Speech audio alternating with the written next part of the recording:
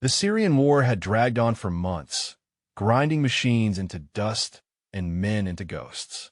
And yet it was the machines that often returned more scarred than their pilots, especially the A-10 Thunderbolt II. The Warthog, ugly as sin, but built like a medieval knight wrapped in armor. In the forward operating base, set deep in hostile territory, Captain Elena Phoenix Martinez was strapping in her jet, while radio chatter filled her headset with fragments of bad news about enemy convoys pushing hard against Allied lines. Her general's voice cutting through like a hammer, ordering her squadron to launch and hold the valley choke point at all costs.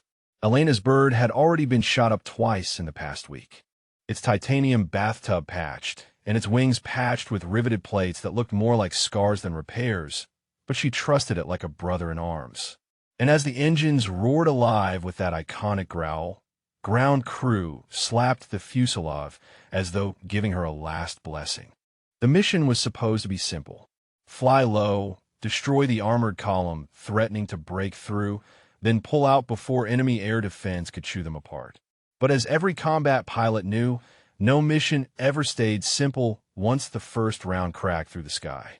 And Elena's squadron of 4 A-10s dove into the valley at sunrise, their shadows slicing across the desert floor like predatory birds. The first rocket salvos already lighting up the horizon, enemy tanks exploding in fountains of smoke and fire. But then it all shifted. Ambush fire from hidden artillery batteries and surface war missiles streaking upward like spears from hell. The formation scattering her wingmen shredded in seconds. Another bird limping away, trailing smoke, leaving Elena alone to cover retreating friendly ground troops who were already screaming for air cover as their vehicles were being hammered into burning skeletons. She banked, strafed, unleashed the Warthog's infamous GAU-8 Avenger cannon, the very sound of it rattling earth like a drum of the gods, tearing through steel and armor with merciless precision, buying time, saving lives, but also painting a target so large on herself that every gun in the valley shifted upward. And as alarms screamed her cockpit, she knew she had crossed the line between duty and survival. The point where the general watching on satellite feed would already be shaking his head and muttering the words no pilot ever wants to hear. That she was down, that she wasn't coming back. The battlefield was chaos embodied, a living storm of fire and dust where Elena's A-10 clawed at the sky for every second of survival. Alarms shrieking, hydraulics groaning, the smell of scorched electronics seeping into her oxygen mask as she forced the bird lower, hugging terrain to evade the radar lock that screeched on her display. Missiles darted past, so close she could almost see the painted lettering on their casings, one exploding just off her right wing and peppering her fuselage with shrapnel that tore through metal and wiring, but left her heart hammering inside the titanium shell.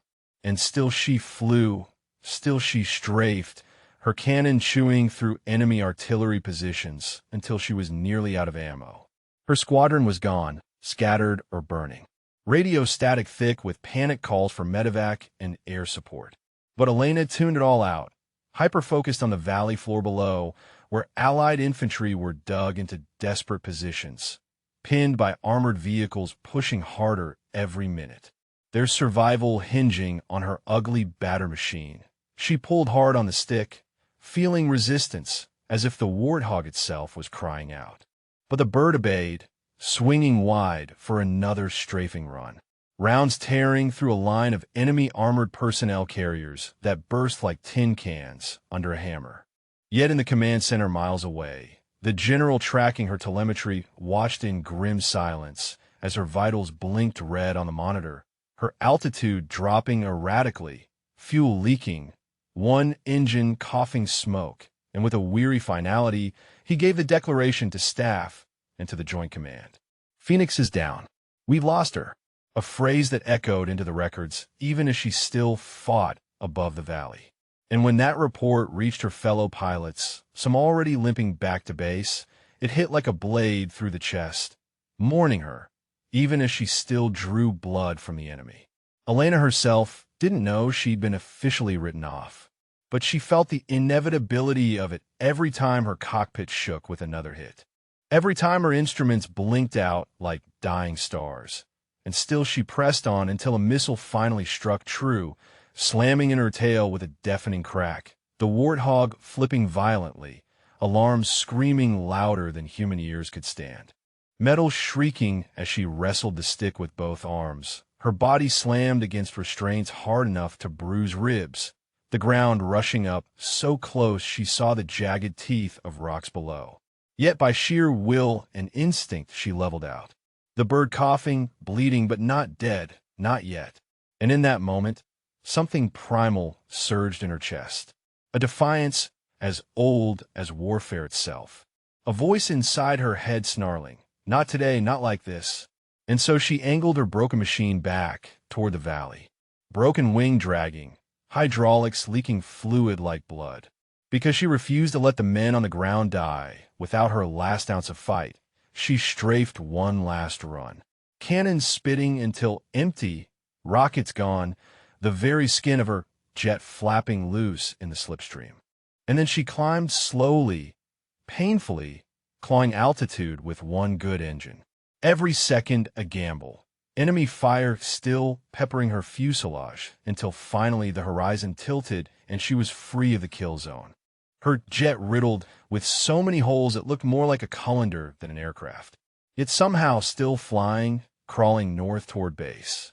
Her body shaking with adrenaline and exhaustion, sweat stinging her eyes, hands locked on controls as though welded, unaware that back at the command center, the general was already speaking to reporters about her sacrifice, believing she had perished.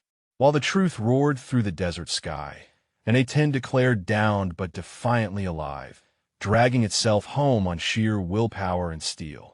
The sun was sinking low by the time Elena's A-10 limped northward, its shadow wobbling across the desert like a wounded predator, one wing dragging lower than the other, smoke trailing behind her like a funeral banner, and every mile felt like a lifetime as she coaxed the crippled beast onward, knowing the odds of reaching home were as thin as the fraying cables inside her control systems. The cockpit was a symphony of warning lights, red blinks cascading across her dashboard like dying stars. The low fuel alarm pulsing in her ears like a heartbeat counting down to death. And still she pressed on because giving up was not in her blood. Not after what she had seen on the ground. Not after the men she had saved screamed her call sign into the comms with desperate gratitude. What Elena didn't know was that her death had already become news back at the forward operating base where the general had announced her as Kia to the squadron. Pilots lowering their heads in silence, some swearing under their breath, others whispering prayers. The entire base consumed by the grim acceptance that Phoenix had gone down fighting. But then a young radar operator, barely 20 and still green, spotted a faint, flickering return on his screen, something crawling across the scope like a ghost. Too slow, too ragged, too impossible to be an aircraft.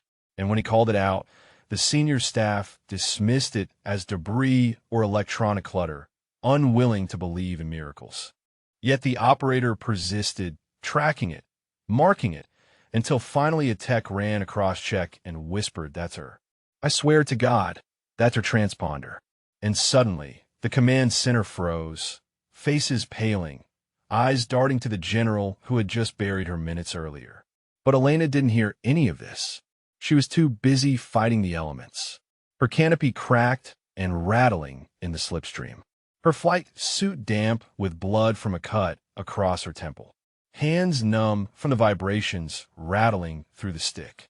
Her mind flickering between crystal clear focus and the edges of unconsciousness as exhaustion crept in. But whenever her eyelids drooped, she forced herself awake with the memory of her wingmen lost. Her comrades on the ground, the oath she had taken not to break under fire. And then the enemy came again because the desert had no mercy. Radar pics lighting up on her scopes. 2 hostile interceptors dispatched to finish what the SAMs and artillery had failed to do. Sleek fighters that closed the distance fast, their missiles already armed. And Elena knew she couldn't outfly them in her battered warthog. not with half her control surfaces shredded and one engine half dead. So she did the only thing left to her. She dove low, skimming the desert floor at treetop level, using canyons and ridges as cover. The fighters screaming above her like vultures while she played the only card she had left. The A-10's stubborn refusal to die. Its ability to fly where nothing else dared. Crawling inches above the ground while enemy missiles streaked wide. Fooled by her erratic movements in the terrain, she felt every jolt as the battered frame took more punishment, felt the skin of the bird rattling loose. But somehow she evaded, dragging herself closer to Allied airspace. And when one of the fighters banked too hard, chasing her into a canyon it couldn't climb out of, she watched in grim awe as it slammed into the rock wall in a burst of fire, leaving only one hunter still on her tail. Her ammo was gone, her systems fried. Yet the spirit inside her burned hotter than any weapon. And with one desperate maneuver, she rolled the crippled hog onto its side, skimming a canyon wall so close sparks flew off her wingtip, forcing the pursuing fighter to pull off before slamming into terrain, buying her the few seconds she needed to slip across the invisible line in a friendly skies.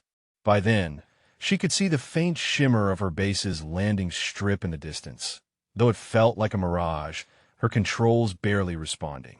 One wheel refusing to deploy, hydraulics bleeding out entirely, and as she radioed in, voice cracking, breath ragged, the silence on the other end was deafening. Because the tower had believed she was dead. Her call sign erased from the board, and now her voice cut through the comms like a ghost risen from the grave. Phoenix inbound. She ain't done yet, sending shock waves through every soul on base. Crews sprinting to prepare emergency vehicles. Pilots flooding the line to witness the impossible. The general himself frozen with disbelief that the pilot he had declared down was clawing home through sheer defiance and steel. The base fell silent as Elena's mangled A-10 crawled into view, limping on one good engine. Smoke trailing like a banner of defiance. Its skin riddled with holes so wide you could see daylight through the wings. Fire crews and medics lined the runway, everyone holding their breath as she brought the beast down, skidding hard, sparks flying as one landing gear collapsed. The jet screeching across concrete before grinding to a halt in a shower of dust and fire suppression foam. For a moment, no one moved, afraid she hadn't made it, until the canopy burst open and Elena pulled herself out, bloodied, exhausted, but alive, raising a trembling fist into the air as the entire base erupted in cheers. Men and women shouting her call sign like a battle cry, Phoenix. And the general, the same man who had declared her downed, stood frozen, humbled by the sight of his pilot returning from the grave.